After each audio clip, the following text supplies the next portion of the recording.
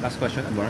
Ma'am, kanina ma'am, sabi niyo po, between 6 to 12, nakagawa sila ng utos. Kukwestiyonin niyo po ba yun? Ay, naku. Sa tingin mo ba, pag kinasyon namin yun, may apology?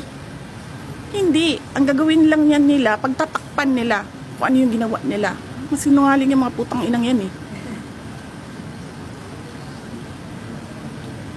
Pamilya na sinungaling yan. Yung lahat ng nasa Quadcom, yung lahat nasa good governance, pamilya ng sinungaling yung mga putang inang yan. Ano sinasabi nila lagi pag naka-off na yung mic? Hindi namin gusto yung ginagawa namin. Putang ina, bakit niyo ginagawa? Diba? Magsasorry, uy, pasensya na. Kasi sabi kay Inday, it's nothing personal. Nothing personal, sinira niyo yung pangalan ko. Okay lang yan. Papatayin niyo yung kasama ko sa OVP. Putang ina, hindi na kami mag-cooperate dyan. Hindi kami magpapakulong sa inyo. Humingi kami ng tulong kanina, walang tumulong sa amin. Sabi na yung abogado kanina, bordering on homicide. Attempted homicide. Nagsasabi ako sa mga taong nakatayo doon.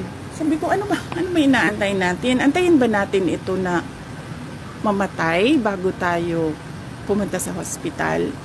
Kasi pag namatay, sabi ko, hindi ito sa hospital pupunta, punerarya, porlon. Ang kinahanglan nato din